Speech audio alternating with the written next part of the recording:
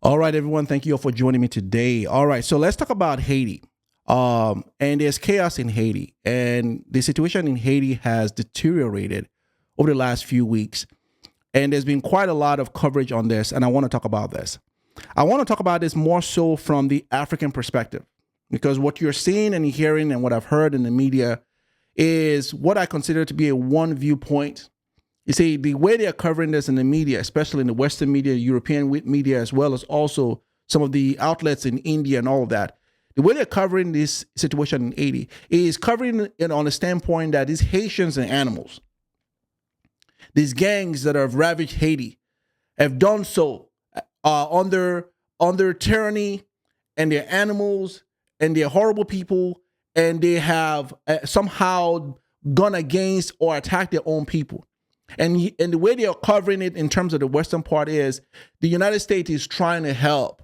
England is trying to help, and they're using that as a benevolence gesture. So they're covering it on that standpoint. And that is BS. Because I want to tell you that the situation in Haiti was designed to cause that country to fall. There is a reason why Haiti is where it is today. And I'm going to give you this from the African perspective. See, understand that what's going on in Haiti is a sin that Haiti committed all the way back to 1791. At least according to the Europeans and white people. See, Haiti committed the original sin back in 1791 when they dared to fight for their freedom when they were once slaves. That is the origin of where we're seeing the situation. And I'm going to cover this from the African perspective so you understand that what's going on in Haiti and the way they're demonizing our brothers and sisters in Haiti has a lot to do with external forces that have caused the demise of that country. They wanted it to come to this. I'm going to give you that part. I'm going to tell you the players who are involved in this, which are mostly the United States and France in the demise of Haiti. We're also going to hold Haitians responsible for some of the things they've done to cause their countries to the point it is. So it hasn't been all external forces. It is quite being mostly external forces, but we're going to talk about the part on the Haitian people that have also added to their demise. More importantly, I'm going to tell you why Haiti needed to fall the way it has, because Haitians and the situation in Haiti is used by the West and Europe to keep Africa on its knees. I'm going to talk about why Nigeria, most especially, you have a target against you.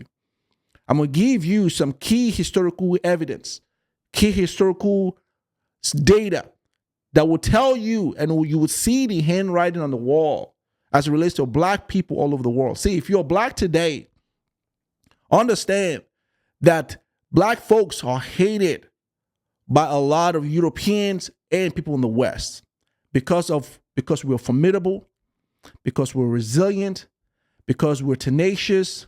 There's a lot of qualities about us that they have underestimated over the years and over the century. And it is about time they quill us. What's happening in Haiti is a design approach to cause that to fall. So all that stuff you're hearing, that the United States is trying to send help to Haiti and all that, these are all just a front, because they were the ones that caused the demise of Haiti.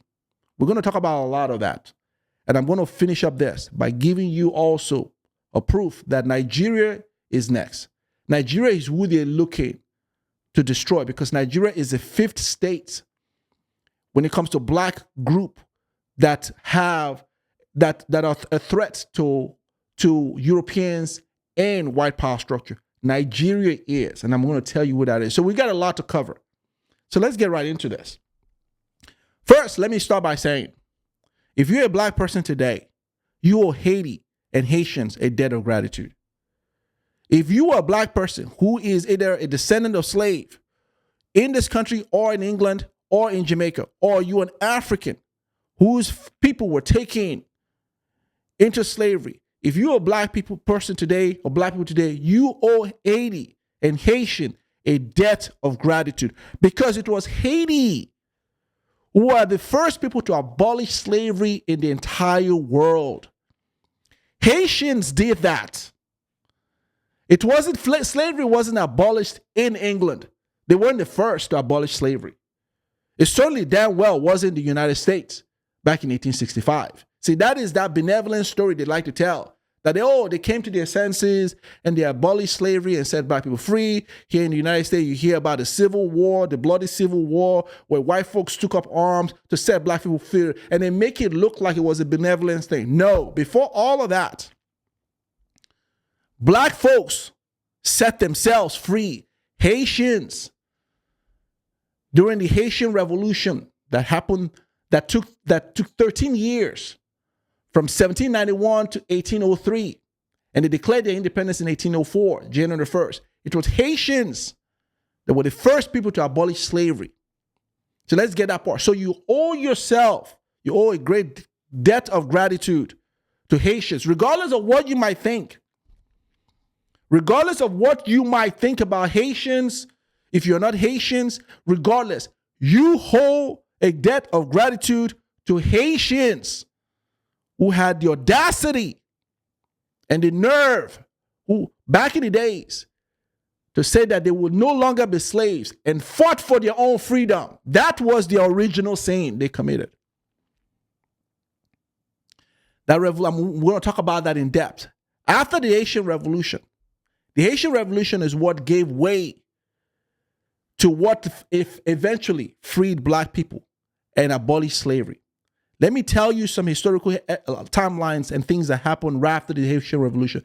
The Haitian Revolution inspired in 1803 a group of Igbo slaves who were captured in Nigeria, 75 of them. They were on board a slave ship headed to the Americas. At St. Simon, Georgia, these slaves jumped off the boat and said they would not be slaves. They would rather die than be a slave in the United States.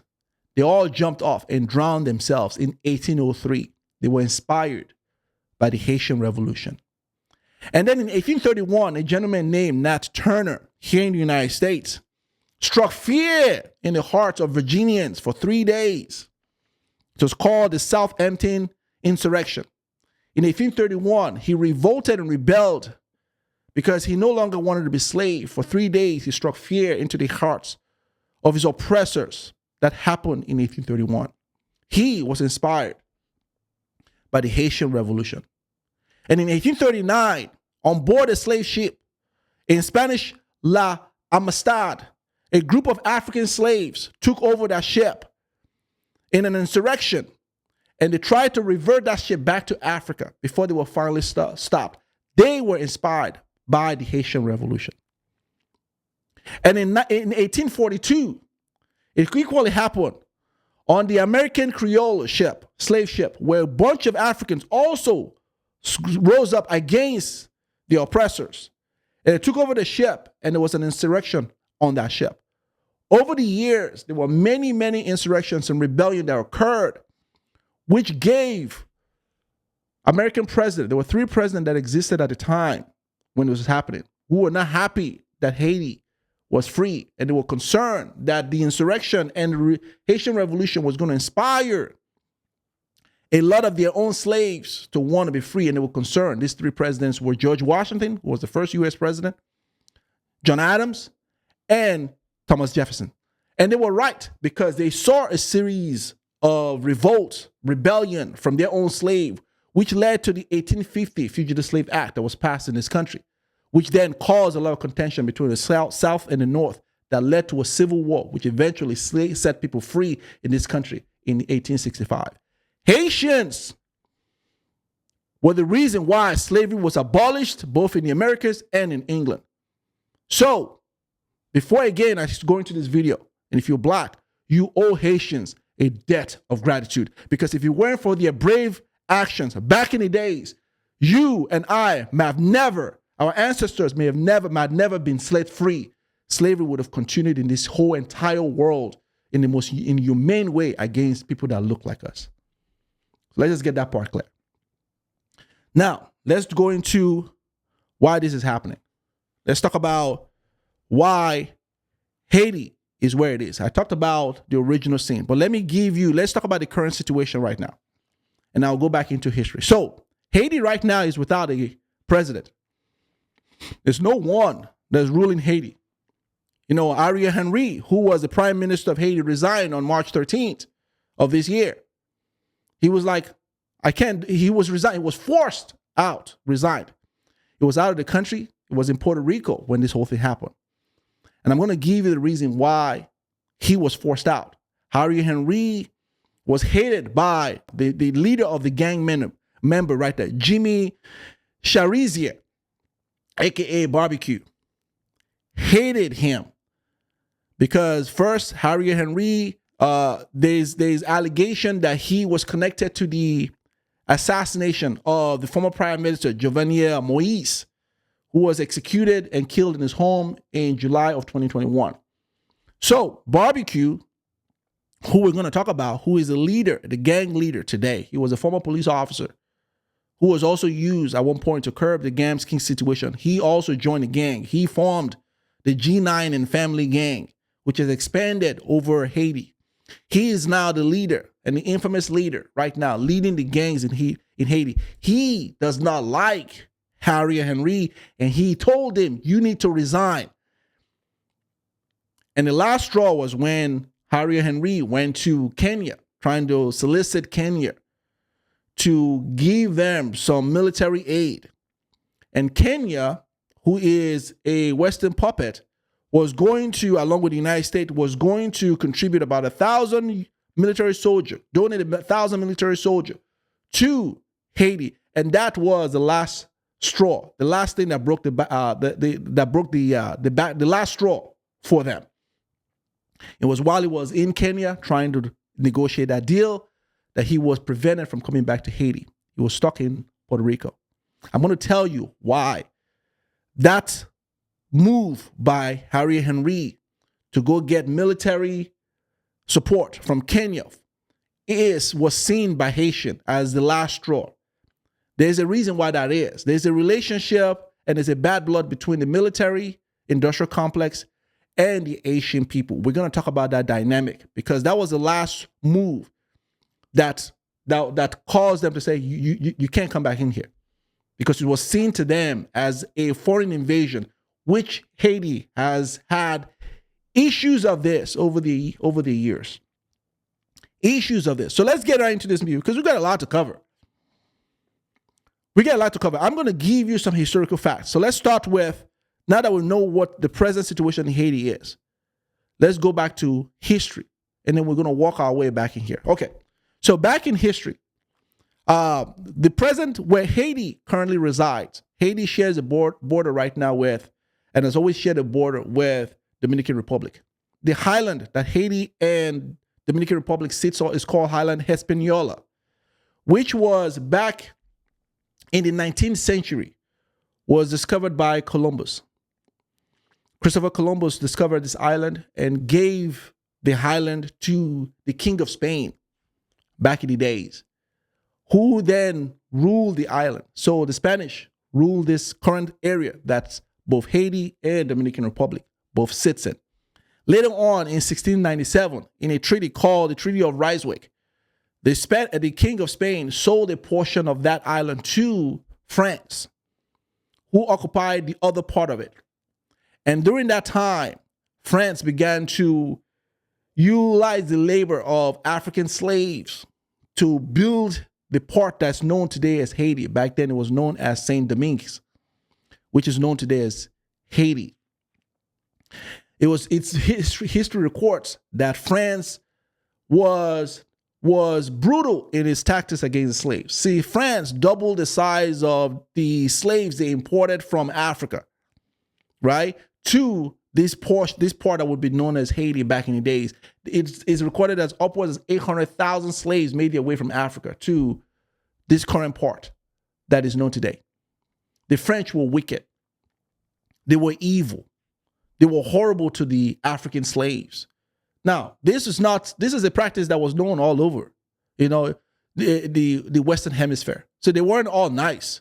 England and the United States weren't nice to black people, but France in particular dealt with the slave in a harsher way than what was recorded with the other ones. It went on for years. They starved the slaves, they raped the slaves. It was an inhumane practice. Yes, the same France today. Same ones. This was their practice against the slave. Then on one day in 1791, there was a rebellion, and the slaves had it. The rebellion started with a man named Dutty Buckman, who was a Jamaican national, born in Jamaica, sold into French colonies before making his way to Haiti as a slave. It started with him. Dutty Buckman was a voodoo priest who had it. And he, along with all his other few voodoo priests, on the 9th of August, 1791, took up arms against the French oppressors. And it went on for about a week before he was now chopped down and they were all killed. But that would inspire 3 other men, slaves, African slaves, who took up arms and led the revolution. These men were Toussaint Louverture, Jean-Jacques Dessalines, and also Henry Christophe. These 3 were pivotal in driving and moving the Haitian Revolution forward. They were inspired by Dutty's bravery. And these men really took up the mantle to fight against the French imperialists back then. It went on for 13 years. It went on from 1791 all the way to 1803. It was a guerrilla warfare that the French were not ready for. The French imperialists were not ready for. Think about this for a second. Think about the audacity of unskilled and untrained African slaves to fight a well-oiled machine like the French imperialists back in the days, who had weapons, who had skills, who had support. Think about these non-skilled African slaves who didn't even speak English, who didn't even speak any language, who didn't have no skills. Think about these guys rising up, and for 13 years, they dealt with their oppressors and won. Think about that image for a second. Think about the type of skills it took and the bravery it took for them to overcome the white imperialists. It was a guerrilla warfare that they couldn't win, that the white people couldn't win. And after 13 years, the French fled. Think about what that message, what that sent to the rest of all the colonies, especially in the United States and countries in England, as well as Jamaica. Think about what message it sent. It sent a huge message out there. Slaves all over heard about this and were inspired by what was going on. It concerned white people so much. It concerned them so hard that they put up measures to ensure that slaves that they owned didn't dare, and they intensified their discipline against any slave that dared to revolt. But nonetheless, there was revolt amongst the black Africans at the time. Now, Haiti declared its independence in 1804, but it wouldn't stop there. Haiti would then advance to attack its neighboring country, Dominican Republic. And for 22 years, they occupied Dominican Republic. Dominican Republic today recognized that era and that period of time as a dark time in their life, which is why there's an animosity between the Dominican Republic, the Dominicans, and as well as the Haitian. There's a bad blood between these two, even while these two are only separated by just a thin border. Today, Dominican Republic is a better and much advanced and much prosperous area than Haiti is because of all the issues that would follow afterwards. The Dominicans in Haiti, Dominicans at the border are building a huge wall today to prevent Haitians as a result of what's going on right now. They're building a massive wall to divide and prevent Haitians from coming into their country. They remembered in their own history how Haitians occupied their territory and dealt horribly with them. They weren't enslaved. Black Africans didn't enslave them, but naturally they advanced because they wanted to have that whole entire area occupied by black African slaves. But they remember that. And so that's what's causing the blood. Now, in 1825, something pivotal will happen. Right after, in 1825, the French, as you would expect and suspect, were not happy that they lost the battle to these people. They were not happy because, first of all, they're black slaves. How dare we lose this fight? Now, they act like they lost it over a 13-day period. No, it was a 13-year war. It was a fair fight, and they lost massively. They couldn't beat this Africa because it's an example of will overcoming fear. You see, the slaves had a will to earn their freedom. They had a will to no longer be slave. And that overcame the fear that the white planters and the white imperialists drove into the African people for years. This was a clear case of will overcoming fear. It's essentially what white folks use against black folks today. Africa today is afraid. And when one day Africa realized that they have a strength in their will, and will will always overcome fear, Africa will be free. This is what the Haitians, the African slaves, back in the days during the Haitian Revolution, realized. Their will was what gave them the strength and the bravery to overcome and defeat the white imperialists. But it will come at a cost. So in 1825, France advanced at the border of Port-au-Prince, and they had ships ready to blow the entire Port-au-Prince and Haiti to smithereen. And they gave them a condition and said, hey, here's the condition, because we're not happy. You either fight and we go to war, and at this point in time they had assistance, and they came and they were ready to battle. And they gave them a condition. You either pay reparations for all the French people that you killed and all the destruction of French property. You either do that, and we'll let you, and we'll recognize your independence, because at this point, France did not recognize Haiti as an independent state or country, along with the United States. You give us reparation, pay for all of this, and we'll leave you alone and we'll recognize you as a free state, or we go to war. The Haitians had a stalemate, and they had a decision to make. And so in order not to go to another war, because they just come out of a bloody war, they decided to sign a treaty. France levied 150 million francs against the Haitians. It was an impossible task, an impossible financial burden, and this was called the French Indemnity. The French Indemnity was later on lowered to 90 million, but nonetheless, Haiti could not pay this debt. And then France, in their conniving and deceptive way, came up with an idea. How about we borrow you and loan you the money for you to pay back your debt? Think about that for a second. They levied an indemnity against them. And then now tell them, because they knew they had no way of paying this. This is that financial slavery that's going on today. Borrow the money at the highest interest rate, okay? At the highest interest rate to pay back this debt. So the Haitians had no choice, because they didn't have any way of paying this debt. It was either that or face the risk of war and having the entire country blown to smithereens. So they went along with this, and they signed a treaty in 1825. This thus then began what's called the double debt that Haiti was plagued with. It would take 122 years before they would pay this back. They only just finally paid this back in 1947. So that caused the financial demise that has plagued Haiti for years. Just think about the evil behind that. Think about the evil that a black people dared to say we don't want to be slaves anymore. You would think they were criminals. You would think that they fighting for their freedom was a criminal act. It was an unjust practice. You would think that free men who were sold into slavery wanted to say, we don't want to be free. We don't want to be slaves anymore. We don't want to be treated like animals anymore. You would think that that was the worst thing any human being could do. No. But to white people, yeah, that is the worst thing you could do, because they'd rather that you are enslaved and in chains than you be free. So they levied this huge indemnity on them, which took them for years. So now that gives you an idea of the financial struggle. So let's come to the modern times.